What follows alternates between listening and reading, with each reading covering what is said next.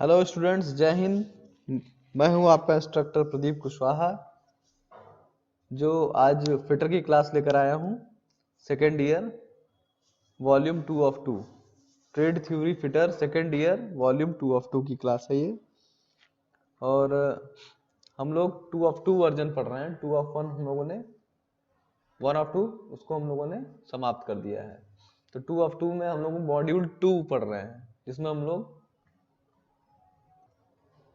पिछली क्लास में बेल्ट के बारे में पढ़ रहे थे कि कितने प्रकार के बेल्ट होते हैं और उनसे कैसे पावर का ट्रांसमिशन, मतलब ऊर्जा का स्थानांतरण एक स्थान से दूसरे स्थान पर कैसे किया जाता है। तो बेल्टों के प्रकार के बारे में पढ़ा हम लोगों ने उस समय कि फ्लैट बेल्ट होता है, वी बेल्ट होता है, मल्टीपल वी बेल्ट होता है, रिब्ड बेल्ट होता है, टूथ बेल्ट होता है, लिंक बेल्ट होता है। अलग अलग बेल्ट्स के बारे में पढ़े थे। और बेल्टों को पट्टे को आपस में जोड़ने की क्या क्या विधियां हैं, पिन वायर टाइप मेथड से कैसे जोड़ते हैं, लैग्रिल टाइप से कैसे जोड़ते हैं, ये वायर टाइप है, ये लैग्रिल टाइप है, अलग अलग टाइप से, जैक्सन टाइप और क्रेसेंट टाइप, इसके बाद एलिगेटर टाइप, अलग अलग प्रकार से इसको हम लोग बांधते हैं। उसके बाद बेल्ट में तनाव क्या होता है उसके बारे में पढ़ा था। उसमें आइडलर पुली के बारे में पढ़ा था, जॉकी पुली क्या होती है, आइडलर पुली क्या होती है, उसको इस्तेमाल कैसे किया जाता है, बेल्ट अगर ढीला हो तो क्या होता है, टाइट हो तो क्या फर्क पड़ता है, इसके बारे में पढ़ा था। उसके रखरखाव के बारे में पढ़ा था। वी बेल्ट की आकृतियां, उसके बारे में पढ़ा था। और हमने पढ़ा था वी बेल्ट के एडवांटेज और डिसएडवांटेज के बारे में कि वे वी बेल्ट के क्या क्या लाभ हैं और क्या क्या हानियां हैं। तो वी बेल्ट में देखिए, इसमें हमने बताया था कि जो मार्केट में अगर आप वी बेल्ट खरीदने जाएंगे तो A B C D E इसी प्रकार से पूछा जाता है कि आपको ए टाइप चाहिए, बी टाइप चाहिए, सी टाइप चाहिए, डी टाइप चाहिए। जिसके में मैंने आपको बताया था कि ए टाइप में, जैसा कि यहाँ पर देखिए ए टाइप में बताया था आपको कि 13 का मतलब क्या है, इसकी चौड़ाई चौड़ाई 13 होगी और मोटाई 8 होगी। यहाँ पर देखिए 8 दिया हुआ है, यहाँ 13 दिया हुआ है। इसी तरह आपका चौड़ाई 17 और 11 है तो वो बी टाइप कहलाएगा। चौड़ाई 22 और मोटाई 14 है तो वो सी टाइप कहलाएगा। इसी प्रकार से डी और ई की डायमेंशंस दी हुई हैं। तो सबसे छोटा ए, सबसे बड़ा ई, इसी क्रम में ये आता है। इसको हम लोगों ने इसके बारे में बताया था। अब इसी क्रम में आज हम लोग क्या पढ़ेंगे, आज हम लोग पढ़ेंगे वी बेल्ट। वी बेल्ट में क्रीप, क्रीप क्या होती है, वो slip. V belt, creep and slip के बारे में पढ़ेंगे। जो वी बेल्ट होता है उसमें क्रीप और स्लिप क्या होती है। तो सबसे पहले इसमें पढ़ेंगे हम लोग वी बेल्ट की व्यावसायिक उपयोग और वी बेल्ट की क्रीप व स्लिप। ये दोष होता है, क्रीप और स्लिप वी बेल्ट में दोष होता है। ये इस दोष के बारे में पढ़ेंगे। इसके बाद ड्रेसिंग का उद्देश्य क्या होता है और खुले बेल्ट की लंबाई कैसे ज्ञात की जाती है। जैसे कोई बेल्ट है तो उसकी लंबाई अगर हमें निकालनी है, अगर दो पुलियां दी हैं तो हमें कैसे निकालना है, उसका एक फार्मूला होता है। तो सबसे पहले ये पढ़ते हैं कि बेल्ट जो होता है बहुत ही लचीले पदार्थ से बना हुआ होता है। जो बेल्ट होता है वो लचीला पदार्थों से बना हुआ परिपथ होता है, जो दो शाफ्टों को समानांतर रूप से जोड़ने हेतु काम आती है। बेल्ट मुख्यतः गति का स्रोत माना जाता है। जो बेल्ट होता है उससे क्या होती है, पुली में गति आती है। जो गोल गोल घुमाते हैं पुली को, गति होती है जो ऊर्जा को प्रभावी रूप से संचालित करता है। वह परस्पर गति को नियंत्रित भी करता है। बेल्टों को पुली पर चढ़ाया जाता है। वह पुली के बीच में गठाने भी होती हैं। शाफ्टों को समानांतर होना आवश्यक नहीं है। जरूरी नहीं कि जो शाफ्ट है दोनों वो एक ही समानांतर हो। जैसे इस लाइन में है तो ये इस लाइन में भी हो सकती है। तो समानांतर होना आवश्यक नहीं है शाफ्टों का। जब दो पुली प्रणाली में जब हम लोग दो पुली लगाते हैं, मान लीजिए जैसे कि दो पुली है हमारे पास, दो पुली प्रणाली में क्या होता है कि एक पुली यहाँ है और एक पुली यहाँ पर है। तो इसमें हम क्या करते हैं, शाफ्ट को ऐसे, पट्टे को ऐसे ट्रांसफर करते हैं, सॉरी, और जो ये पट्टा है वो इस तरह लगाते हैं, बीच में सेंटर है यहाँ पे बीच में सेंटर है। ये पट्टे इस तरह घूमता, अगर ये इस डायरेक्शन में घूम रहा है तो ये इस डायरेक्शन में घूमेगा गोल गोल। एक इसमें क्या होता है कि जिस दिशा में ये घूमता है उसी दिशा में ये भी घूमता है, सेम डायरेक्शन में दोनों पुलियां हैं सेम डायरेक्शन में घूमती हैं। और जब हमें क्या होता है, डायरेक्शन चाहिए कि हमें इस तरफ से इस तरफ चाहिए, कभी कभी क्या होता है कि डायरेक्शन हमें विपरीत चाहिए होता है, अलग डायरेक्शन चाहिए होती है काम करने के लिए, तो हम क्या करते हैं, पट्टे को घुमा देते हैं इस तरीके से, जैसे फिगर नंबर 3 में देखिए। अब जैसे यहाँ पर सेंटर है, मान लीजिए आपका शाफ्ट लगा हुआ है और ये घूम रहा है, तो देखेंगे ये जो पुली है ये ऐसे घूम रही है, और ये है ये ऐसे घूम रही है, मतलब एक दूसरे के विपरीत घूम रही है। ये ऐसे घूमेगी और ये इधर को घूमेगी, तो दोनों गोल गोल अलग अलग डायरेक्शन में घूमने लगेंगे। अगर हम इसको क्रॉस कर दें, ऐसे ले जाके ऐसे कर दें, मतलब क्रॉस पट्टा चढ़ाएंगे, तो क्या होगा कि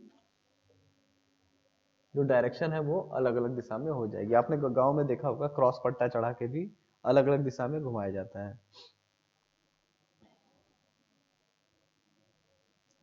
और इसके बाद बेल्ट क्रीप और स्लिप क्या होती है। जब पुली बेल्ट पर घूमता है जब पुली बेल्ट पर घूमता है तो वह ड्राइविंग पुली के संपर्क स्थान पर खींचने तथा ड्रिवन पुली पर छोटा होने का प्रयत्न करता है। ड्राइविंग पुली पर संपर्क स्थान पर खींचता है और ड्रिवन पुली पर छोटा होने का प्रयत्न करता है। बेल्ट की यह स्थानीयकृत मूवमेंट क्या होता है, जिसे हम क्रीप कहते हैं, जिसे बेल्ट का क्रीप कहते हैं। जैसे आप देखेंगे, जैसे यहाँ पर जब ये बेल्ट जो है फिगर नंबर 1 में, जब बेल्ट जो है घूमता है तो ये जो है क्रीप आर्क है, क्योंकि इस संपर्क में क्या होता है ना, बेल्ट शाफ्ट से सट टच किया रहता है, यहाँ से लेके यहाँ तक बेल्ट शाफ्ट से टच किया रहता है। तो ये क्या होता है कि इससे क्या होता है, क्रीप होता है। क्रीप का मतलब होता है उसमें परमानेंट थोड़ा थोड़ा डिस्टेबिलिटी आने लगती है। जैसे कोई रबड़ है, रबड़ को हम खींचे और लंबे समय तक खींचे ही रहें और छोड़ दें तो वापस तो आ जाएगी, लेकिन पहले जैसा उसके अंदर खिंचाव नहीं रहेगा, थोड़ा सा वो परमानेंटली खींच जाता है। तो यही चीज क्रीप इसके अंदर भी होती है। पट्टे में चलते चलते पट्टा हल्का सा लूज हो जाता है, आपने देखा होगा, पहले जैसा टाइट नहीं रहता है, उसी को बोलते हैं क्रीप। और जो देखिए टाइट साइड होती है, ये स्लैक साइड होती है। जब कोई पट्टा खींचता है तो टाइट होता है, जब छोड़ता है तो लूज होता है। छोड़ते समय लूज होता है और खींचते समय टाइट रहता है। ये ड्राइवर पुली है, इसी को बोलते हैं क्रीप बिगिंस हियर, जहां से क्रीप शुरू होता है। ये जो एरिया होता है यहाँ से क्रीप शुरू होता है, पट्टे में खिंचाव की स्थिति बार बार आने लगती है, उसी को हम बोलते हैं क्रीप, क्रीप हो जाना। इसके बाद बेल्ट ड्रेसिंग, पुली सतह पर बेल्ट के लगातार चलने रगड़ने के कारण घर्षण एवं ऊष्मा उत्पन्न होती है। जब पुली क्या होती है, लगातार इसके ऊपर चल रही होता है, बेल्ट इसके ऊपर चल रहा होता है, तो क्या घर्षण होता है, फ्रिक्शन होता है, उससे क्या होती है, गर्मी निकलती है, जिसके फलस्वरूप क्या होता है, बेल्ट के अंदर क्या ड्राई हो जाता है, जो बेल्ट सूखने लगता है, और सूखेगा तो क्या होगा, चटकने लगेगा एवं स्लिप होने लगता है। इसके बाद क्या होता है, उसकी सरफेस क्या होती है, इतनी चिकनी हो जाती है कि वो इस पे सरकने लगता है, थोड़ा सा भी लोड एक्स्ट्रा पड़ेगा तो इसके ऊपर सरकने लगेगा। तो बेल्ट को लचीला तथा क्रैक चटकाना, जो चटक, जैसे कोई बेल्ट है सूख रहा है तो सूखने के बाद क्या करेगा, चटकेगा, तो उसको बचाने के लिए क्या कर सकते हैं, मुक्त करने के लिए उसके लिए उसकी ड्रेसिंग की जाती है, इसी को बोलते हैं बेल्ट ड्रेसिंग। जैसे कोई बेल्ट सूख सूख गया और चटक रहा है तो उसकी ड्रेसिंग की जाती है, जिसमें रेसिन रेसिन तथा टैलो पाउडर को बेल्ट की आंतरिक सतह पर लगाते हैं। रेसिन और टैलो पाउडर बेल्ट की आखिरी सतह, आंतरिक सतह पर, यहाँ पर अंदर वाली सतह पर लगाई जाती है, जो कि बेल्ट की पकड़ की क्षमता को बढ़ाती है। ओपन बेल्ट की लंबाई ज्ञात करने का सूत्र, अगर कोई बेल्ट है उसकी, अगर ओपन बेल्ट है तो उसकी लंबाई कैसे ज्ञात की जाती है? यदि L बराबर L बराबर ओपन बेल्ट की लंबाई, D बराबर पुली का व्यास, छोटा d बराबर छोटी पुली का व्यास, x बराबर दोनों पुलियों की आपसी केंद्रों की दूरी।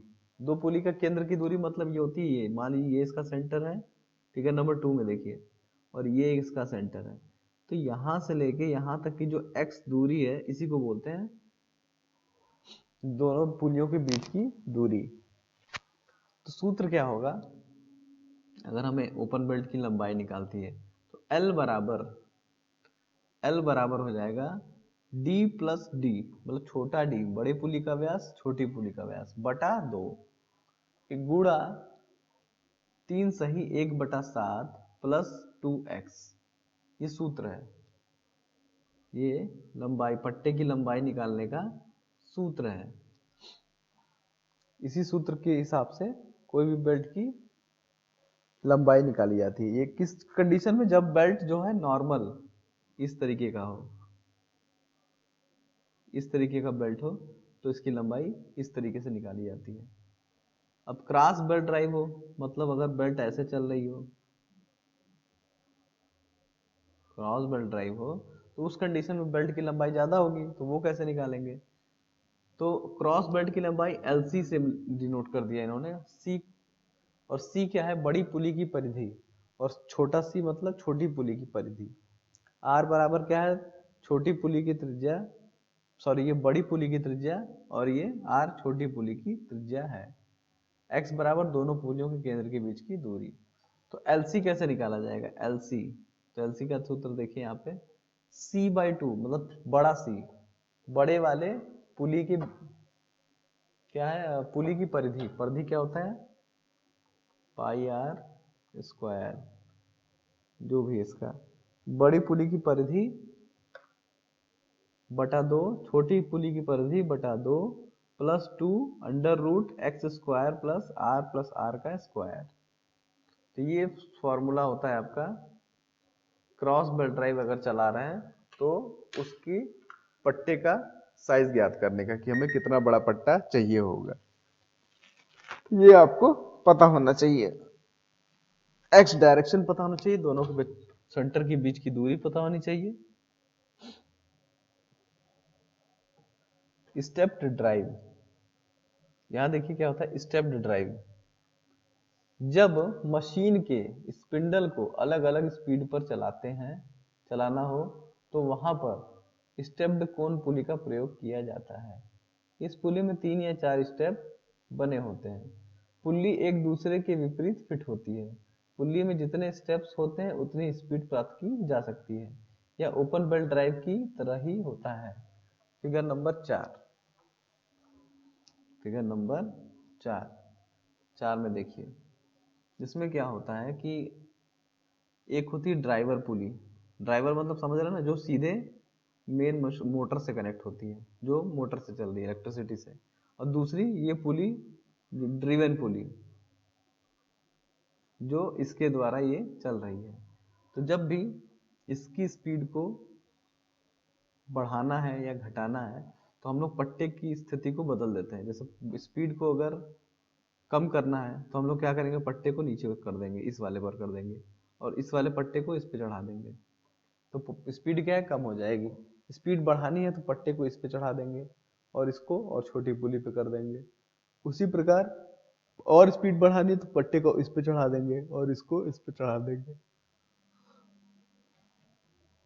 तो जितनी स्पीड बड़ा पुली ड्राइवर की होती जाएगी उतनी ज्यादा स्पीड बढ़ती जाएगी, और जितनी पुली का साइज घटता जाएगा ड्रिवन का, उतने स्पीड और भी बढ़ती चली जाती है। ये कैसे होता है,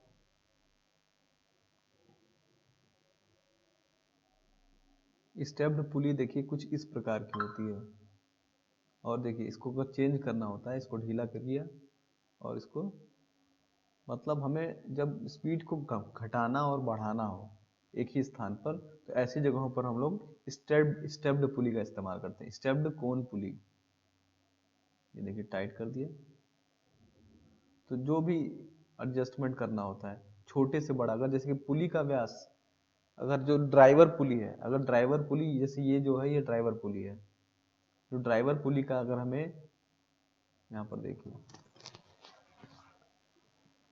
स्पीड को कम करने के लिए सर्कल को बढ़ा दिया और स्पीड को, अब जैसे जैसे हम इसको इस पे चढ़ाते जाएंगे इसकी स्पीड बढ़ती जाएगी। देखिएगा अब इसने थोड़ा सा, अब ड्राइवर पुली जिस जो मोटर से कनेक्ट है उसका डाया बढ़ गया, अब देखिएगा क्या होगा, अब स्पीड इसकी बढ़ जाएगी। ये देखिए पहले से स्पीड और ज़्यादा हो गई, जो आरपीएम है वो बढ़ गया। अभी इस पुली को जब इस पर चढ़ाएंगे तो इसकी स्पीड और ज़्यादा बढ़ जाएगी जैसे जैसे पट्टे को बदलते जाएंगे। देखिए तीसरी टाइप पे चढ़ा दिया, अब देखिएगा अब स्पीड देखिएगा, अब देखिए स्पीड और ही तेज हो गई। तो जैसे जैसे ड्राइवर पुली मतलब जो मोटर से कनेक्ट होती है उसका डाया बढ़ता जाए और सामने वाले का डाया ड्रिवन का घटता जाए तो स्पीड बढ़ती जाती है, और यही जब इसका डाया छोटा होता जाए इसका डाया बढ़ता जाए तो स्पीड घटती जाती है। यही होती है स्टेप्ड कोन पुली। स्टेप्ड कोन पुली इसी प्रकार से इस्तेमाल की जाती है, स्पीड को घटाने और बढ़ाने के लिए स्टेप्ड कोन पुली का इस्तेमाल किया जाता है। यही मैकेनिज्म आपको यहाँ पे मैं बता रहा था कि जब ड्राइवर और ड्रिवन पुली अगर दी हुई हो तो ड्राइवर पुली का डाया अगर बढ़ता जाएगा और ड्रिवन का छोटा होता जाएगा तो स्पीड क्या है बढ़ती जाएगी, और यही अगर स्पीड इसका डाया कम होता जाए और इसका डाया बढ़ता जाए इसका कम होता जाए तो स्पीड स्लो होती जाएगी। तो हमेशा जब भी हमें स्पीड बढ़ानी होती है तो हम लोग ड्रिवन का जो भी जो मोटर से कनेक्ट होती है उसका डायमीटर बढ़ा देते हैं और सामने वाले का घटा देते हैं। अब देखिए एक है समकोण मतलब right angle drive. Right angle drive क्या होता है? राइट एंगल ड्राइव में देखिए जो ऊर्जा का स्थानांतरण होता है वो 90 डिग्री में किया जाता है राइट एंगल में, जैसे कि फिगर नंबर 5 में दिया हुआ है कि जो आपने देखा यहाँ पर जो स्थानांतरण हो रहा है पुली के माध्यम, गाइड पुली इसको बोलते हैं, गाइड पुली के माध्यम से जो ऊर्जा होती है वो 90 डिग्री में, जैसे कि अगर ऐसे ऐसे चल रही है तो हम उसको सीधा कर दें, जैसे ये वाला फिगर है, ये पहले ऐसे चल रहा था अब ये ऐसे चल रहा है तो ये 90 डिग्री में ऊर्जा का स्थानांतरण होगा। ये पहले ऐसे चल रहा था अब ये ऐसे चल रहा है, तो 90 डिग्री में अगर हम एंगल को बदल दें, जो डायरेक्शन है घूमने का वो 90 डिग्री में अगर बदल दें, इस विधि में दो पुलियों को समकोण पर या किसी विशेष कोण पर चलाया जाता है। इसमें देखो दो पुलियां समकोण में चल रही हैं, एक ये सीधी चल रही है और ये ऐसे चल रही है, इनको अगर जोड़ोगे तो क्या होगा, ये समकोण बन जाएगा 90 डिग्री पे। तो ऐसे कंडीशन के लिए क्या किया जाता है, समकोण पर चलाने के लिए एक तो अगर डिस्टेंस अगर एक ही ऊर्ध्वाधर में हो, जैसे ऊपर नीचे एक ही जगह पर हो, तब तो पट्टे सही हो जाता है काम, एक ही पट्टे से ये पट्टा जो होता है घूमते हुए जाता है और चलने लगता है। लेकिन अगर ये डिस्टेंस जो आपका अगर एक ही पट्टे पे हो तो काम यहीं पर हो जाएगा आपका, ऊपर नीचे अगर ऊर्ध्वाधर हो। लेकिन अगर उसके ठीक नीचे पुली नहीं है, कहीं और दूसरी डिस्टेंस पर है, पुली को पहले दूसरी जगह पर लाने के लिए गाइड पुली का इस्तेमाल किया जाता है। इसका गाइड पुली, ये जो गाइड पुली होती है शायद इसके नाम से ही सब डिफाइन हो रहा है, गाइड मतलब जो पट्टे को गाइड करता हो। तो ये क्या करता है, पट्टा को लाता है घुमा के ऊपर लेकी तरफ जाता है और दूसरा वाला पट्टे को घुमा के इधर की तरफ लाता है। तो ये गाइड करके रोटेशन पट्टे को डायरेक्शन देते हैं कि आप पट्टे को किस डायरेक्शन में जाना है। तो सीधी गति को ऊर्ध्वाधर गति को क्षैतिज गति में परिवर्तित कर देता है, जो ऊर्ध्वाधर गति है उसको क्षैतिज गति में, तो यहाँ पर 90 डिग्री का कोण बन जाता है। इसी को बोलते हैं समकोण बेल्ट ड्राइव, समकोण बेल्ट ड्राइव इसी को बोलते हैं। तो इस प्रकार से सारी जो बेल्ट ड्राइवें हैं वो इसी प्रकार से काम करती है। और इसका जो सूत्र है मैंने आपको बता दिया है। ओपन बेल्ट ड्राइव का जो सूत्र होता है, जिसमें जैसे कि ओपन मतलब कि जिसमें क्रॉस ना हो, केवल पट्टे से सीधा चलाया जाए, तो क्रॉस वाले को क्या बोलते हैं, जो क्रॉस होके चलता है एक्स बनाकर चलता है उसे बोलते हैं क्रॉस। तो ओपन वाले का सूत्र होता है L = D capital D plus small d बटा 2 इंटू 3 1/7 इंटू 2x। x का मतलब एक सेंटर से दूसरे सेंटर की दूरी, ये क्या है, x है, इसी को हम बोलेंगे x, याद रखिएगा। तो d प्लस, ये फॉर्मूला आता है एग्जाम में इस पर सवाल हल करने के लिए, तो ये आप लोग को पता होना चाहिए। इसमें क्या पूछ देगा कि एक सारे डेटा आपको दे देगा और पूछेगा कि इसकी लंबाई ज्ञात कीजिए। तो लंबाई में अगर आपको ये सूत्र नहीं याद होगा तो आप पट्टे की लंबाई नहीं निकाल पाएंगे। उसमें क्या दिया रहेगा, डी दिया रहेगा, छोटा डी दिया रहेगा और एक्स की वैल्यू दी रहेगी। ये तीनों वैल्यू दी रहेंगी, आपको इस वैल्यू के मदद से एल का मान निकालना होगा, एल का मान निकालना होगा।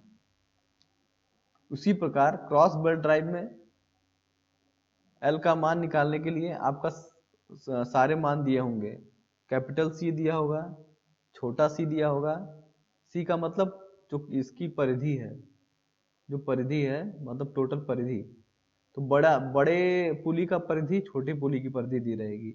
और आर, आर मतलब इसकी त्रिज्या दी रहेगी, छोटी त्रिज्या और बड़ी त्रिज्या।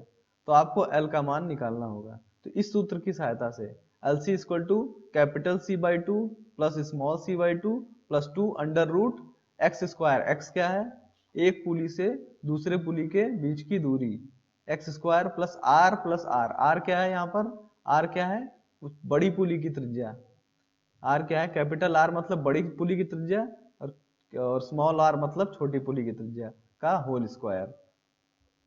तो ये फॉर्मूला हो गया आपका क्रॉस बेल्ट ड्राइव के लिए। तो एग्जाम में क्या होगा कि डेटा केवल दिया रहेगा, आपको इस फॉर्मूले पर रख के आंसर को निकालना होगा।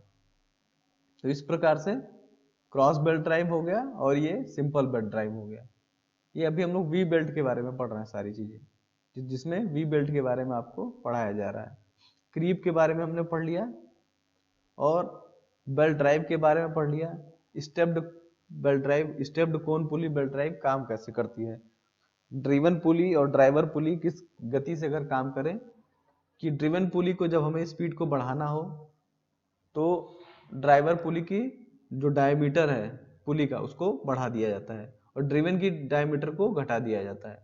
सेम इसका उल्टा करना हो, स्पीड को घटाना हो तो ड्राइवर पुली जो होती है उसके पुली का व्यास कम कर दिया जाता है और ड्राइवर पुली के व्यास, ड्रिवन पुली के व्यास को बढ़ा दिया जाता है। एक बार फिर से इस बेल्ट चैप्टर का रिव्यू कर लेते हैं, बहुत इंपॉर्टेंट चैप्टर है। तो एक बार आप फिगर के माध्यम से भी आपको दिखा दें कि इसमें ये बेल्ट होती है, देखिए ये दो मोटर लगी हुई है। अब क्या होता है, एक ड्रिवन मोटर है, एक ड्राइवर मोटर है। तो अब इससे इसको चलाने के लिए अगर हम किसी एक को चलाएंगे तो दूसरी जो पुली है वो ऑटोमेटिक चलने लगेगी। तो बेल्ट का क्लासिफिकेशन हमने पढ़ा था, जो बेल्ट होता है कितने टाइप का बेल्ट होता है, जो आपका फ्लैट बेल्ट होता है, वी बेल्ट होता है, राउंड बेल्ट होता है, अलग अलग टाइप का। और बेल्ट के ड्राइव्स कौन कौन से होते हैं, फ्लैट बेल्ट ड्राइव, इसमें कंपाउंड मतलब एक से दूसरा बेल्ट कैसे चलाया जाता है, ओपन क्या होता है, क्रॉस कैसे चलाया जाता है, और एल शेप में अगर राइट एंगल में चलाना हो तो कैसे चलाना है हमें। अलग अलग प्रकार के बेल्ट ड्राइव्स के बारे में हमने पढ़ा था। और पहला बेल्ट ड्राइव पढ़ा था फ्लैट बेल्ट। फ्लैट बेल्ट मतलब इसकी जो डिस्टेंस होती है 5 से 10 मीटर की रेंज में अगर दो शाफ्ट है और low power to high power, low power हो और हाई स्पीड अगर चलानी हो, पावर कम चाहिए और स्पीड ज़्यादा चाहिए तो फ्लैट बेल्ट का इस्तेमाल। इसमें शाफ्ट 2 मीटर होनी चाहिए, पावर हाई होती है और स्पीड मीडियम होती है।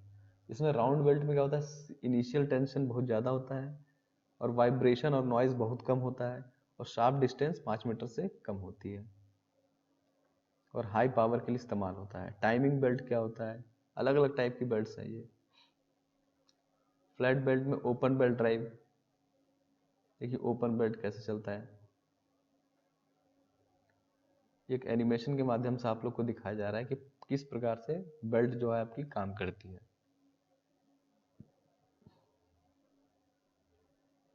क्रॉस बेल्ट कैसे काम करता है, क्रॉस बेल्ट किस तरीके से काम करता है, ये दोनों एक दूसरे की विपरीत दिशा में चलने लगते हैं। इसकी अगर इस प्रकार से हम लोग बेल्ट को अरेंज करते हैं तो अपोजिट डायरेक्शन में एक दूसरे के। ये देखिए गाइड पुली की सहायता से 90 डिग्री पे कैसे ट्रांसफर किया जाता है। गाइड पुली की सहायता से।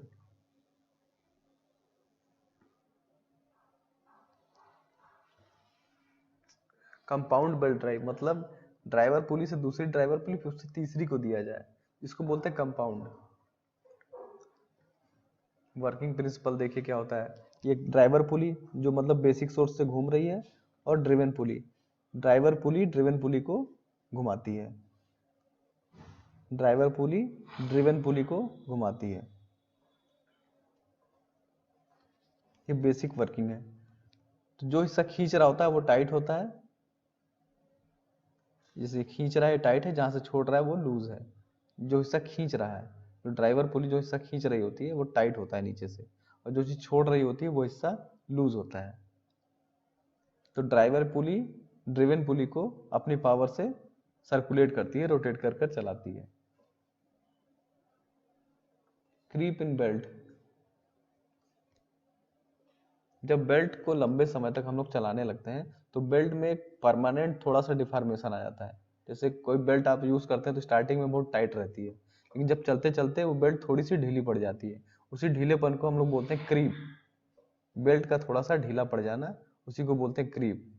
और थोड़ी सी चिकनी हो जाती है उसकी परत, तो इसके ऊपर सरकने लगती है, तो उस बेल्ट का ढीला हो जाना और उस पर सरकने लगना, उसी को बोलते हैं क्रीप एंड स्लीप।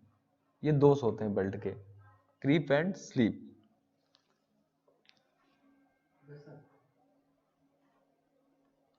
इस प्रकार से बेल्ट वाला चैप्टर हम लोग कंप्लीट कर चुके हैं।